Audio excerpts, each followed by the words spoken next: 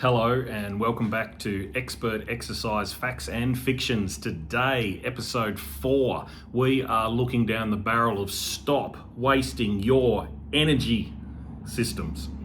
So we have some fancy things in our body or processes in our body that actually fuel our different types of exercises we have. And I tend to find out there in the fitness industry, a lot of people are doing things a little bit maybe back to front in my expert eyes.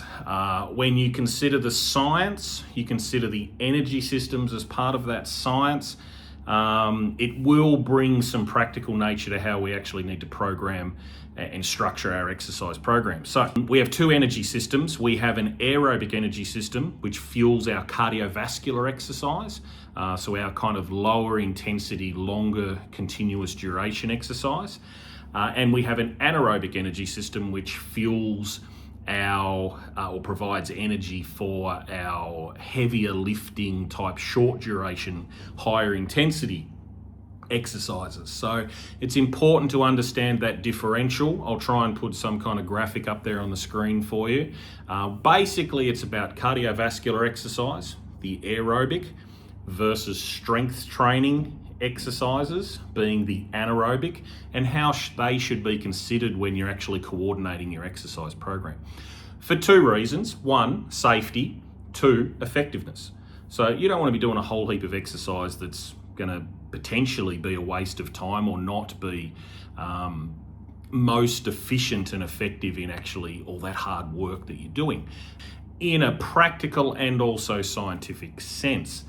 So the aerobic energy system will increase your cardiovascular fitness. So we could think of kind of certain types of exercise that would do that. Obviously going for a walk, going for a run, a bike ride, a swim, on a rowing machine at your gym. These are the types of things that would improve your cardiovascular fitness. And then we also have how we gain muscular strength. So we would do weighted exercises, sets and reps, 2 to 3 sets of maybe 10 to 15 repetitions type scenario, your squats and your lunges, your pushing, your pulling, all those kind of, that stuff that's a bit scary for the novice in the gym. And we don't need to go to a gym to absolutely do strength training. So this is not about me trying to promote gyms by any means, even though I do have one. If I span the camera out here, maybe you can see that I have a little gym set up out there. Hope it wasn't too messy for the camera. People can be a bit afraid of that, so don't feel as though you have to go to the gym. What I'm trying to present in these episodes is things that you can implement at home. Obviously, we've got to get through a fair few more episodes before we kind of learn how to put an exercise program together, but that's the direction that we're heading. So, the two energy systems, they work best apart. They're not a good mixture together. And there's some reasons for that. Like, you can do some Google Scholar search and stuff, and there'll be some information out there that you can easily find, particularly on Google, which I would never recommend you do, which will basically talk about the energy systems being interchangeable. One is always dominant. You cannot have equal share in this scenario with regard to aerobic and anaerobic. You must consider what energy system are you trying to target, and target it. Worry about the other one at another time, because it will work better when it's being used exclusively on its own. Therefore, if you're wanting to become fitter, do you want to do it in the form of strength training? I see that all the time in group fitness type classes. They'll be having people huffing and puffing and sweating and carrying on, but they'll be doing strength training exercises. And I find that very strange. My analogy for that is it's like trying to eat soup with a fork. I really hope I found an awesome picture to put up there for that. Let's see how I go. You do want to make sure you have the right horse for the right course. If you're doing cardiovascular exercise, strength training is not the most ideal way to do it. In fact, I'll go as far as to say it's flat out unsafe. We have invented strength training exercises for strength gain and strength improvement. Let's not have it mixed up in group fitness / exercise cardiovascular classes. it's a bit of a controversy. It's riddled out there in the industry, and I'm not a fan of it. Why is it happening? Because strength training, the fitness freaks think it's fun. So let's have some fun in our group fitness classes and screw effectiveness. Like, let's just blow that rule up. Let's not worry about that. As long as we're entertaining them and they're sweating and puffing, happy days. But you are increasing injury risk, and I am promoting this YouTube series not for the freaks. I'm out there for the domestic cats who actually just want to get a good result and move on with the rest of their life. So, group fitness is a controversy that I'll go into a little bit further at the end, but we need to consider the usage of fuel. So when you start your workout, you start burning what's called glycogen. So your body starts to go into an energy system process to actually metabolize liver glycogen, or glycogen that's stored in the liver, and turns it into glucose, which is like human energy, sugar, turns it into ATP, adenosine triphosphate, and hey presto, that fuels our muscular activity. It will only efficiently give you an energy source. Think of it like petrol in your car. It'll only give you an effective energy source for about 30 to 45 minutes, depending on the intensity of the exercise. Now, most people, when they go to the gym, will go to the gym for a 60-minute time period. So if you're going to the gym for 60 minutes, most people go 60 minutes 3 times a week. That's generally what we've recommended forever and a day, and it kind of works. If you do your cardio first, and you're going to go 50-50, so 30 minutes cardio work, 30 minutes strength training work, and you do your cardio work first, you're actually using up all that liver glycogen. So by the time you get to your strength training, you've probably mostly run out of your carbohydrate store. Now, why is the carbohydrate store so important, and why is it used first? Because it's the best for your body to break down. It's the easiest for your body to break down in the energy systems, as far as both energy systems actually go. And your brain will always draw you towards using that energy first whilst it's available. But as your workout continues to the 30-minute mark, 40-minute mark, you actually run out of glycogen, you run out of energy from that carbohydrate store, and you actually have to start breaking down body fat, which you think, oh, that's what I want to do. You do, absolutely. But do you want to use body fat energy, which is really hard to break down? Like, it's really slow. It's crazy slow to break down. Your intensity has to drop dramatically to be able to do the movements capably. And then you're going to go do strength training second. So if you're doing strength training second with a substandard fuel that your intensity has to lower, how well's the workout going to go? If the intensity's low and you're doing strength training, that's kind of not the point of strength training. Strength training is a higher intensity activity. So you're now using a substandard method of training. You're not going to get it anywhere near as much out of your strength training as you would otherwise. Now, to double down on that fact, there is a situation where the human body finds it very hard to convert from the aerobic energy system to the anaerobic energy system. So it's not a very streamlined method. It's not easy for your body to actually do that. It tends to like to fully recover before it can actually activate an anaerobic energy system. If your body cannot convert from aerobic to anaerobic very well, then why are we doing cardio work first and strength training work second? Now, for those out there that are already doing their strength training first and their cardio second, well done, high 10 for you. Keep doing it that way and you'll probably keep getting some good results. But I've seen too many people in my time doing it arse about and complaining about not getting a good result. So 2 things to consider is the fuel source and running out of fuel. And you actually want to do that. Like if you're trying to lose a couple of kilos of body fat, which most of us are, then you do want to make sure you've got your fat metabolism ability in order, therefore by doing like a 60-minute workout, because the last 15, 20 minutes of that workout should be fat metabolism. The interchangeability is not really there. You can transfer, supposedly smarter people than me taught me that you can transfer from anaerobic to aerobic quite well. So therefore strength training to cardio transfers reasonably well. And I have to think it works quite well from the energy availability, given your primo energy source when you first start working out for your strength training is going to be carbohydrate, and then as that carbohydrate store starts to wear out, your easier and lower intensity cardiovascular exercise can be fueled by body fat quite nicely. You won't be able to go very hard, like you won't be able to have really high intensity, like 85% maximum heart rate, but ticking away at 60 to 70% maximum heart rate is going to metabolize fat quite well. And be quite productive for those who want to keep getting fitter and also lose a bit of body fat. It works really well. So there's a little bit of a misunderstanding between lifting your heart rate for a long period of time, calling that cardiovascular exercise, and actually lifting weights. Like, what is the actual product? We know with strength training, the productivity is muscle growth. You're going to grow more muscle fibers, and muscle fibers are going to get stronger.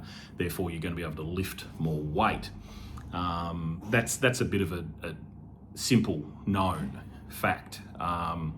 Whereas what happens with aerobic conditioning, so how do we actually get fitter? There's a certain level of oxygen transfer that occurs. So there is actually a product that's built from cardiovascular fitness, and that's your capillary beds. So again, I'll try and put some picture captions up on the screen there to explain this a little bit better in pictures, because sometimes words don't work very well. But basically, if you think of you're going for a walk or a run and you're going to use your muscles in your legs, and you need as much oxygen to be transferred into the leg muscles as possible to keep the activity going.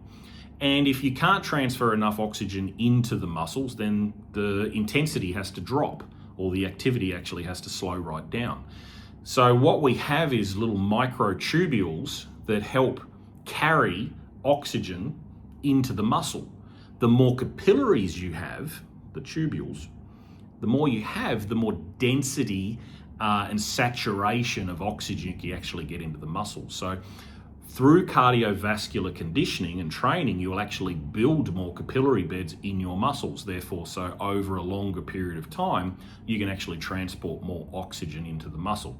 Therefore, you can get more oxygen exchange, and you'll actually get fitter as a result and be able to sustain activities for longer and also at slightly higher intensities. Now, you don't need capillary beds for strength training, because anaerobic energy system is actually the absence of oxygen. So we only need a very little bit of oxygen to actually fuel our strength training type activities. If you're trying to achieve strength training results, you need to do strength training. Geez, that was illogical, wasn't it? And if you're doing cardiovascular exercise, you're going to get cardiovascular improvement. Therefore, do you want to try and get cardiovascular improvement from strength training type activities? So one, you'll see that a lot in group fitness type classes. Two, if you're doing cardiovascular exercise first and you're finding it and you're then going to do strength training after that, your body's going to find it very hard to switch off the aerobic energy system to switch on the anaerobic. So if it can't switch on the anaerobic energy system, you're going to be using the aerobic energy system to do strength training. Therefore, getting what? Aerobic fitness from strength training exercises, which is not the reason why you're doing it. Again, you're eating soup with a fork that way.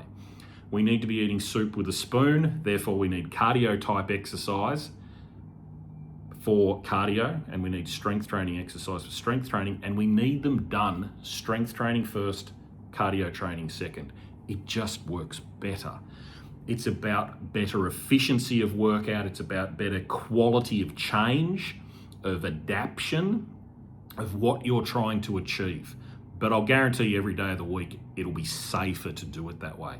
It's nothing worse than being very, very fatigued and trying to do strength training exercises under certain load. It is just not safe for your joints, for your muscle tissue, for your tendons, your ligaments, all those soft tissues. It's just far better to do your strength training while you're fresh, you've got heaps of energy available, and then do the lower intensity cardiovascular work second. As far as the exercise choice goes, I really like the expression, if it looks like a duck, quacks like a duck, it's probably a duck. So if it looks like a cardiovascular exercise, it's probably a cardiovascular exercise. That is, you're walking, you're jogging, you're rowing, you're stepping, your elliptical trainers, your swimming, your bike riding, all those things that are continuous in nature.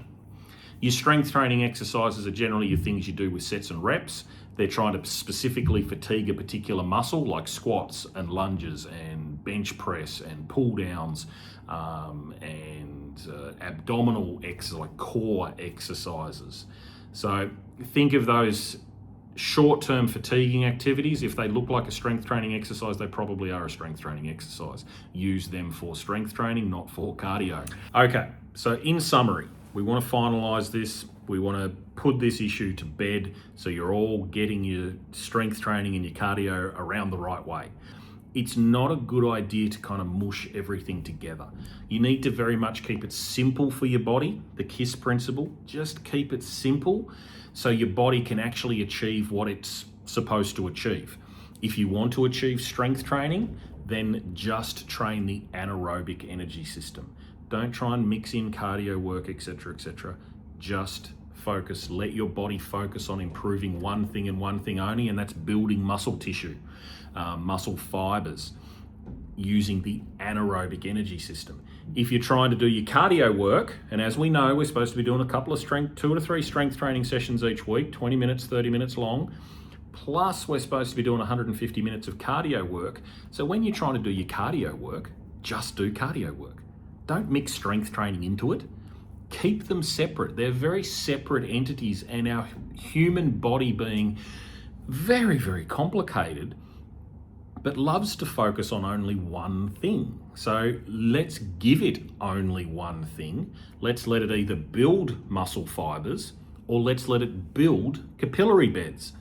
So again, just a quick one, muscle fibers strength training. Capillary beds are going to help send more oxygen to the muscle to help fuel the cardiovascular exercise. So if you are new to exercise or you've got some health issues, you need to keep it simple, particularly the health issues one, like diabetes, obesity, cardiovascular disease, you name all the different issues medically people have these days. Keep it simple. Let your body actually just adjust to one energy system, because not a lot of people, even like the novices out there, even know we have an energy system, let alone 2 different ones. And it gets even deeper than that, because one of the energy systems actually has 2 energy systems. So let's keep it as simple as we can and just do strength training for the anaerobic and just do cardio for the aerobic. So if it looks like a duck, it quacks like a duck. If it looks like a cardio exercise, it's probably cardio. If it looks like strength training, it's probably strength training. So make sure you're using the right exercises for the right cause or the right result. So as far as putting it all together, the way a workout should look, if you're going to the gym or doing a workout, you're going to do your strength training and your cardio somewhat together.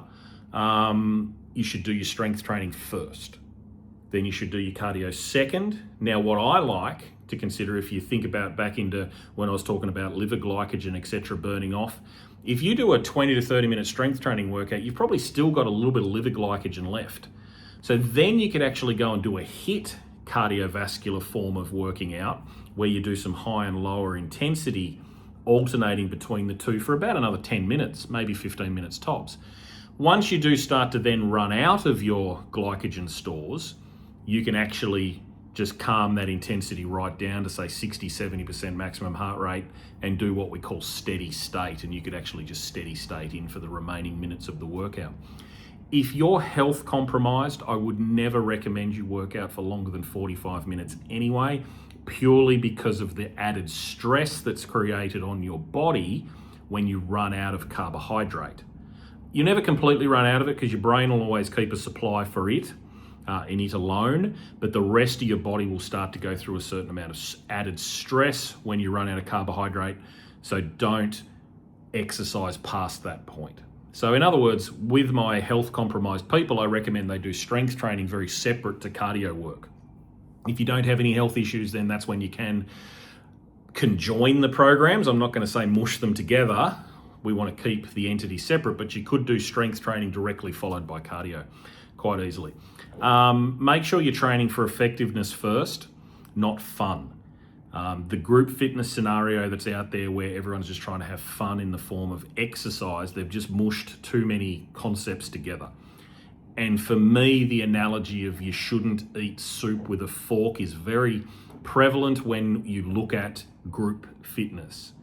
They'll have your heart rate up above 70% maximum heart rate for pretty well the whole entire workout, and they'll be mixing cardiovascular exercises and strength training exercises together.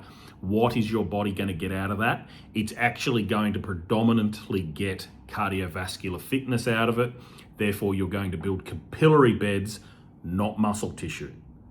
So you might build a little bit. It's not a hard and fast rule, but generally if your heart rate is above 70% maximum heart rate and you're in your aerobic zone, you will be predominantly building capillary beds and improving your cardiovascular fitness. To do strength training in amongst that does get a little risky. Injury issues can become about, particularly if you've got some compromised health issues, particularly back pain and hip pain and knee pain and shoulder pain, all those sorts of things. It's not a good idea to combine your methods. Keep them very separate. So, hopefully that all made sense. I'm going to go over this a few more times with regard to some other subjects. Obviously, I mentioned a few other episodes I'm going to do there. So please stay tuned. Feel free to ask questions, but get your strength training happening, get your cardio happening, and in that order. I'll talk soon. Bye.